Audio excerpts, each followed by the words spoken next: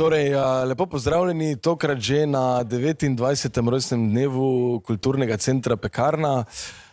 V Mariboru torej že 29 let vztraja alternativna scena in kultura. Kot vsako leto tudi letos ob rojstnem dnevu veliko dobre glasbe, alternativne glasbe. In letos z nami nihče drug kot gospodič Damir Avdić. Lep pozdrav. Hvala, lep pozdrav vam. Kolikič že v Pekarni? Ja, to vprašanje ne vem, zdaj spomnim se, na zadnji sem bil tukaj decembra, a v Pekarni predtem se spomnim Gustav pri Ramizvili, kako? MC. MC, ok, ampak ime sem pogodil Ramizvili.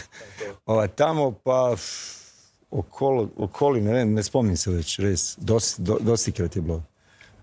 Mogoče Sem špilal tukaj, ker bi isto tak en festival, to je bila zima, ni mogao biti neki jubilej i eni bendi su bili, tako smo se rasporedili, Jaša, en bend iz Bebis, mislim, smo bili tuki, neko je bio gore na odru, tako da je bilo povsod. kdaj je bilo to, oziroma pa prvič, koliko časa nazaj? To bi moglo biti leto 2005 ali 2006. To ni bilo prvič, ali je, ampak bio tak neki festival je spet bio.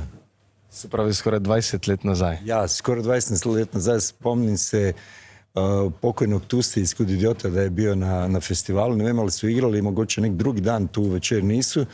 Spomnim se da sam ga vidio tamo, tak da spominov je veliko, res. Res Nulius je bio takrat tukaj, ja. Ja, povsod, ja. Ful su bili. Se pravi, dva odra, en odar, jedan no odar. In kako se je recimo scena spremenila od takrat, ko ste bili prvič, ali pa kaj se je v Pekarni spremenilo od takrat, če se sploh je kaj? Veš kaj, če se tako lahko reči, danes je lepša. Mi se zdi, da izgleda dosti, a se je renoviralo kaj tu? A se ti spomniš? 20 let sigurno, ja. Strehe so nove. Sigurno boljše, ja. Čeprav še vedno alternativi primeren. Ampak, ja, izgleda, mislim, vidi se da se dosti delalo na tem. Vsakič, ko pridem mi nekaj, pa MC je isto, cijela scena. No pa zdaj, če smo ravno že pri... A kar si tačno mislio pod scena? Samo klubi ali glasbe i sve? Pa dobro, lahko tudi o tem, sicer vam mogoče še prišla do tega, Ja, ok. ampak ja, ok. In zdaj, ko smo že malo dala kritiko oziroma pohvalo, pa hotel sem navezati na kritiko in na družbeno kritičnost, ki je tebi sva lahko na ti. Se vem. Ok. Matej, tudi mene. Bo potem nekaj spila, tako kot se spodobi na Štajerskem, da potem si na ti, ne? Dogovorjeno. Torej, ja, družbena kritika ti je zelo, zelo blizu. Pravzaprav tvoja kultura, ustvarjanje temelji na tem, nekako jedro je ta družbena kritika.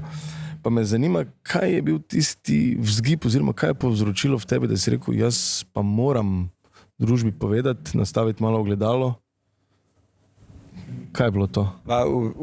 U bistvu nije šlo tako, ja bom sad to delao, nego to su jednostavno neki, recimo prvi album je bio dosta oseban, ko sam ga posneo i ko sam ga objavio, sam se prašao kdo bo to slušao, veš, jer dosta, ampak onda se ispostavilo da bolj govoriš o sebi, bolj drugi razumiju, ali vidio sami sebe tukaj, tako. A to ker praviš družbena kritika, vidiš sve to kar se dogaja okrug tebe i onda mislim da je čisto spontano i mi je bilo normalno da nekaj povem o tem. A mislim, govorim o svemu kaj vidim, brez kakšnikoli zadržkovi, tako da vem da dosta ljudi to vidi kod družbenu kritiku. Ja vidim to jednostavno kod življenja ki me okruža vsak dan, koji utiče na, koji faktički se tika mog i tvog življenja i moraš reagirati na to. Pa če je slabo, če je dobro. Če je dobro, poveš kaj je dobro. Če ni, mu jebeš mater i to je to. No pa ko sva se prej pogovarjala o sceni, pa mogoče o spremembi scene, kakšen je trenutni čas, kar se tiče sprejemanja, širšega družbenega sprejemanja te kritike je kaj drugače, se zdi, da mogoče zdaj bolj v prazen rok pihaš kot na začetku svoje kariere? Ja, to je vprašanje, ampak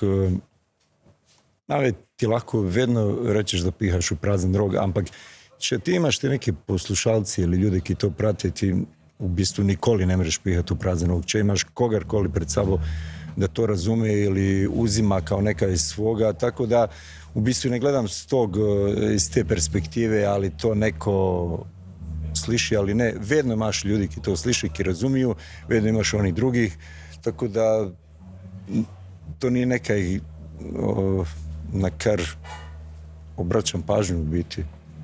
A nikoli ne pihaš u prazan rog. Mislim, če imaš ti občutek i piješ prazan rog, to je neki tvoj onda notranji problem, ampak ja nemam občutek, dosti ljudi pride po koncertu pa se pogovorimo o nekim stvarima, tako čisto odprto pride, kažu kaj im je bilo ok, kako misle, kako razmišljaju, tako da ni mogoče, veš kaj, vedno se smene generaciji, dolaze druga zvrst glazbe, ampak mogoče su drugi časi, ampak vedno prideš na neku istu stvar. Kad govoriš o toj nekoj širšoj družbenoj stvarnosti i ti ki se izražuju na neki drugi način, opet govore o nekih sličnih stvari. Tako, mogoče te neke druge publike već kod je recimo te publike, ne moram ti, ja sam tu malo, kako bi ti rekao, marginalan svega i ti, to je čist neka druga publika koja me pride poslušati, veš. Dobro, ovo je festival, ovo je sad neke širše, ali tako da ja nisam primijetio neku oscilaciju, to da je nekad bilo već, nekad manje. Imaš mogoće neke čase, neku leto, dva kad ih je manj, pa nekrat ih je već, pa tak mogu. Ni pa povezano recimo z aktualnim političnim stanjem v Sloveniji, ki ga prav gotovo spremljaš, se živi že nekaj časa tukaj, ne? In sigurno imaš svoje mnenje, ne? Kako se ti zdi recimo trenutna politična klima v Sloveniji je, se ti zdi, da sledi temu, kar obljublja, oziroma je bolj liberalna kot prej, ne? Je to, kar smo si želeli? Veš kaj, klima kot klima sama je sad ono kar se da primijetiti u celotnom tom, recimo, zahodnom svijetu skoro pa jednaka. Mislim da se po ova 2 leta korone, ceo svijet sad negdje išće kaj je, kaj ni, kaj bi. Ovo tu lokalno, mislim, to su one obljube koje su vedno bile i koje će proći tako da naslednji budu obljubali isto kao su ovi.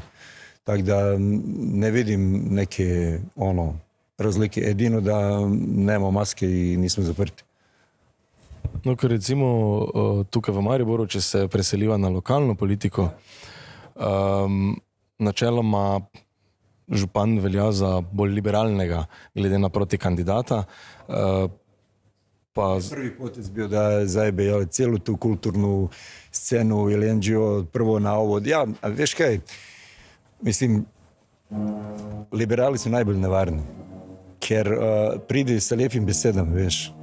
I to je to, ne vem kaj bi ti rekao, ampak kdo je bio, protikandidat je bio taj Franz Kangler. Kakšan je on bio do Pekarne? Pa načeloma praktično ne glede na barvo oblasti so proti in nekako želijo te prostore uporabiti zase, modernizirati in nekaj drugega narediti, ne? Ampak mogoče Kangler je celo bil bolj, ne? Ta se je zdelo kot da ni, načeloma tudi ministrica za kulturo, ki je če greva spet na vladno politiko, v koaliciji z stranko, katero zastopa tudi ta župan, ne, Svoboda. Oziroma podpira ga Svoboda, on je načeloma neodvisen kandidat, ne. In je bila tukaj na obisku, ministrica za kulturo, in je rekla, da je Pekarna pomembna in da je ne velja zapreti, da ona podpira, da ostane tukaj in da se ne zapira, ne.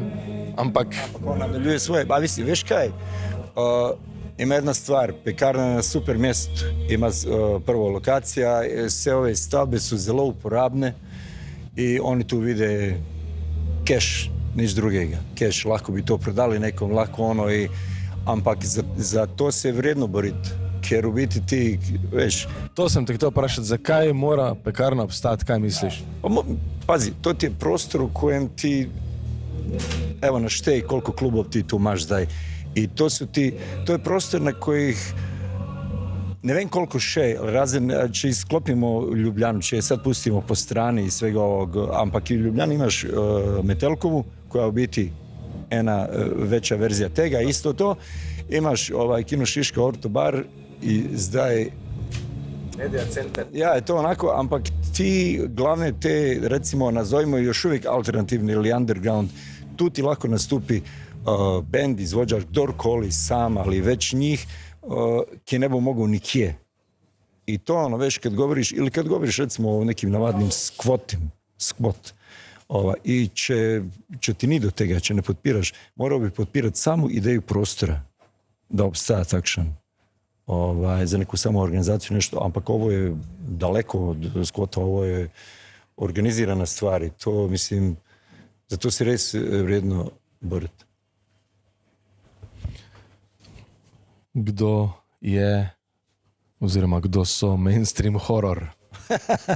Pa ja, mainstream horror je svuda oko nas, mislim. Lako su ti o kojima si sad govori, veš.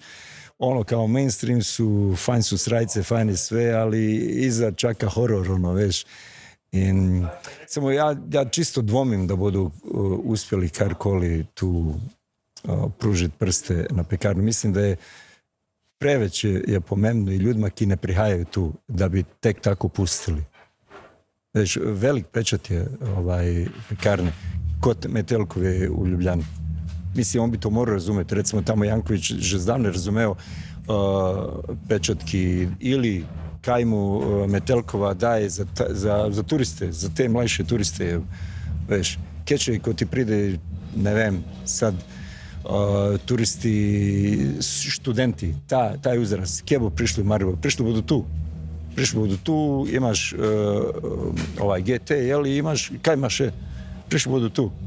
I to bo morao razumjeti.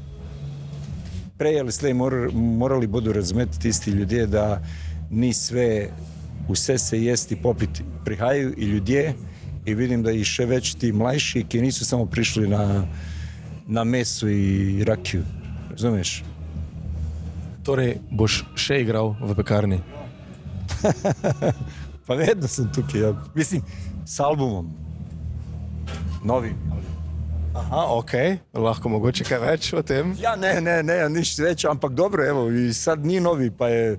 To je, kaj je, marec 2022, ne? Prejšnje leto ja i sam imao, kad pravim ti prejšnje leto tu koncert, sad sam tu. Mogoče se vidimo spet na zimu. Kdaj oziroma zakaj si se odločil, da boš punk posredoval sam, brez benda? Pa ni to nije bila odločitev u biti. Ja sam, ko sam se vrnuo iz Amerike, sam nastavio špilat, ampak taj band već nije obstajao i sam razmišljao da bi napravio novi, onda mi je vedno išlo skozi glavu, če bi naredio band, bilo bi to spet isto, to je ta moja gitara, taj sound.